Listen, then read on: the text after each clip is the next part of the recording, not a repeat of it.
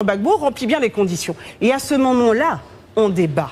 À ce moment-là, vous me sortez vos arguments et je vous sortirai les miens. D'accord? Mais vous... Je m'adresse directement au président Laurent Gbagbo. Dieu me dit de te dire, tu seras à nouveau président de la Côte d'Ivoire. Écoutez ça et partagez la vidéo là. Écoute à l'heure. Pour ce qui est de l'inscription du président Gbagbo sur la liste électorale, nous avons parlé de droit et d'humanité. Vous savez, il y a ce que le droit dit et il y a ce que la convenance humaine requiert. Donc, je crois que nous nous sommes compris. Ce sont des choses qui vont se faire, peut-être à l'abri de la vue des uns. Monsieur Ouattara a fait déjà 2 mandats. Dans une démocratie, c'est 2 mandats. Mais à la suite, on a dû modifier la Constitution en 2007. C'est que Laurent Gbagbo n'a pas été visité par le Saint-Esprit pour faire du président Alassane Ouattara candidat à travers l'article 48. Il y a été contraint. Parce que... Mais maintenant, si lui dit que dans cette décision, il est marqué noir sur blanc que le président Laurent Gbagbo est déchu de ses droits civils et politiques, mais qu'il a qu'à la publier, je mets d'ailleurs au défi n'importe qui, détenteur de... Pourquoi tant de polémiques sur la réinscription de l'ex-président Laurent Gbagbo sur la liste électorale de 2025 du côté de la Côte d'Ivoire fait trop de polémiques? Famille, vous voulez réellement comprendre? Restez connectés jusqu'à la fin de la vidéo pour mieux comprendre. Ce qu'il veut et de dire ce qu'il veut. S'il vous plaît. On a l'article 4 qui est derrière et on pourra juste le lire. Est-ce que vous pouvez l'interpréter pour nous? Ce que vous entendez par cet article 4? Les individus condamnés pour crime ne sont pas électeurs. Oui. Donc les individus frappés d'incapacité ou d'indignité, notamment les individus condamnés pour crime. Les individus condamnés à une peine d'emprisonnement sans sursis pour vol, escroquerie, abus de confiance, détournement des deniers publics, faux usage de faux, corruption et trafic d'influence, attentat aux mœurs. Les faillis non réhabilités, les individus en état de contumace, les interdits, les individus auxquels les tribunaux ont interdit le droit de vote et plus généralement ceux pour lesquels les lois sont édictées cette interdiction. Oui. Est-ce que cet article 4 ne légitime pas la décision de la CEI? D'accord, très bien, c'est ce que je vous dis. Alors, cet article 4 détermine des règles pour être électeur. Ça veut dire quoi?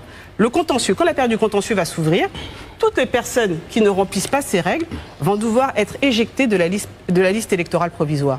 Est-ce que sur ce principe-là, au moins, on est d'accord? Vous êtes d'accord? Sinon, il n'y a pas d'ouverture de contentieux. On est d'accord. Okay. Donc, c'est bien ce que je dis. C'est-à-dire que ça, là, la première étape, lorsque je viens m'inscrire, vous m'inscrivez. Ensuite, lorsque le contentieux s'ouvre, là, vous pouvez dire « Ah, mais attendez, je reprends mon article 4 que j'ai lu, et est-ce que monsieur le président Laurent Gbagbo remplit bien les conditions ?» Et à ce moment-là, on débat. À ce moment-là, vous me sortez vos arguments et je vous sortirai les miens. D'accord? Mais vous ne pouvez pas, alors même que le temps contentieux n'a pas commencé, dire « je ne vous mets pas sur la liste électorale ». Donc la CEI, en disant par exemple qu'il y a eu 26 000 cas de fraude et qu'elle a retiré ces personnes de la liste, la CEI a donc outrepasser ses prérogatives. Ce que je vous dis, c'est que d'ailleurs, elle vous dit il y a des cas de fraude. Est-ce que la CEI dit la fraude, hein, on est d'accord? Est-ce que le fait de s'inscrire sur la liste électorale est une fraude? Est-ce que le fait de s'inscrire sur la liste électorale est une fraude? Non, parce que non, attends, madame, je vous réponds. Oui. Le fait en lui-même n'est pas une fraude, mais les papiers qui nous amènent à nous inscrire peuvent être des papiers frauduleux. Franchement. Donc on constate ce cas-là, on peut juste dire. Oui. Ma question est précise. Oui. Est-ce que le fait de s'inscrire sur une liste électorale est une fraude? Vous m'avez répondu non. Oui. Maintenant, lorsque le contentieux arrive et que vous estimez qu'une personne... Yo la famille, il y a de cela quelques jours, l'ex-président Laurent Gbagbo avait fait une sortie où il expliquait à ses partisans de rester serein car il sera bel et bien sur la liste électorale et il va rapporter les élections de 2024. C'est bien beau de dire... On verra sur le terrain si ses partisans seront mobilisés ou bien iront se faire inscrire sur la liste électorale ou bien si lui-même il sera candidat ou bien si il figurera sur la liste électorale. Et revenons aussi à ce pasteur qui avait fait de la prophétie à la rencontre de l'ex-président qui disait qu'il avait vu de loin l'ex-président figurer sur la liste électorale et qu'il avait remporté les élections de 2025. C'est bien beau de le dire en tant que pasteur. Bon, on verra, les élections nous diront si c'était vrai sa prophétie ou pas. Famille, restez connectés jusqu'à la fin de la vidéo car il y a trop de surprises dans cette vidéo. 3e mandat dans votre pays, je l'ai condamné avant au moment de l'élection, après. Je l'ai condamné publiquement. Monsieur Ouattara a fait déjà 2 mandats. Dans une démocratie, c'est 2 mandats. Mais à la suite, on a dû modifier la Constitution en 2016 pour qu'il fasse un 3e mandat et bientôt un 4e mandat. Vous trouvez ça normal? Mais cela dit, premier mandat de... Cela dit, mais si je le dis, c'est pour rappeler à l'opinion publique qu'il faut éviter d'entraîner ce pays sur une voie qui n'est pas souhaitable.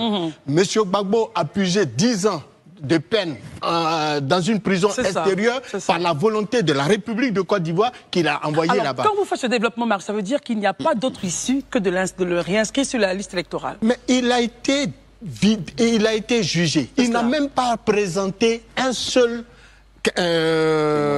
témoin à décharge. On l'a complètement acquitté, totalement acquitté de toutes les charges qui pesaient contre lui. Il est rentré dans son pays. On l'a reçu tous à l'aéroport. Il a été même, le public qui a été l'accueilli a été même mieux encadré par les forces de l'ordre. Il est rentré ça tranquillement et aisément chez lui à la maison.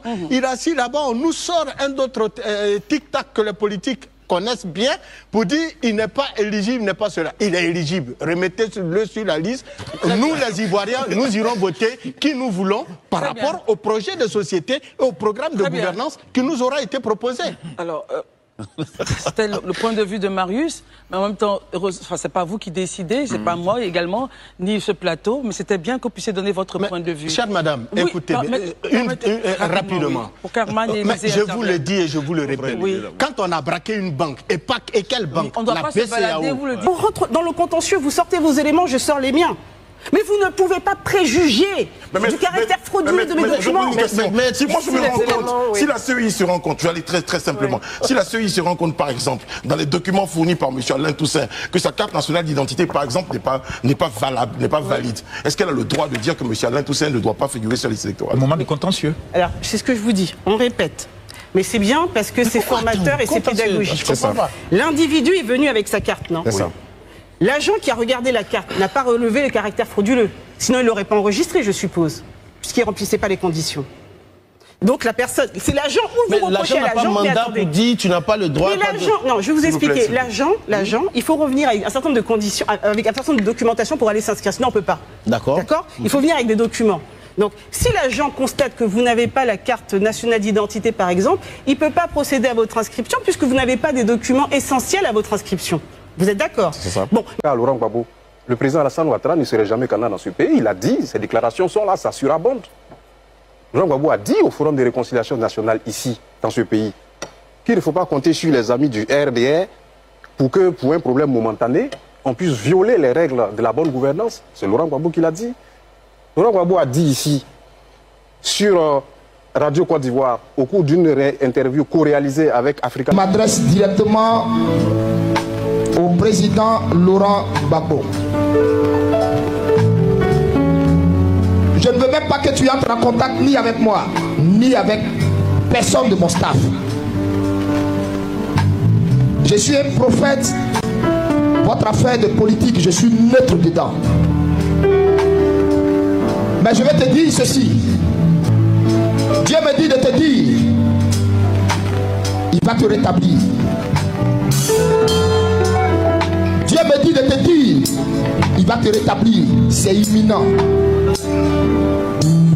C'est imminent parce que je le dis haut et fort. Tu seras un nouveau président de la Côte d'Ivoire.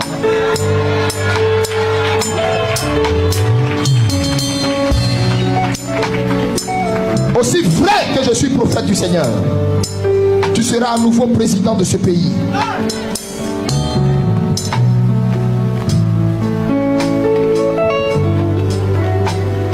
Parole de l'Éternel, mais Côte d'Ivoire, ta délivrance est accomplie spirituellement.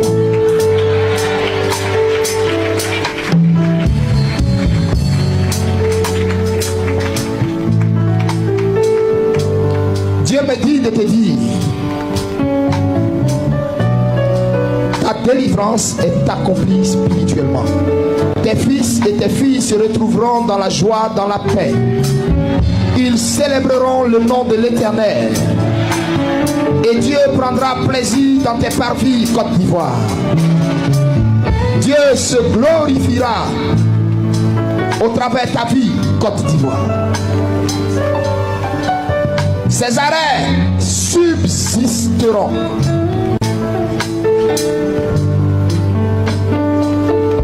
Dieu me dit de vous donner cette parole solennelle. Alors que Pharaon poursuivait le peuple d'Israël,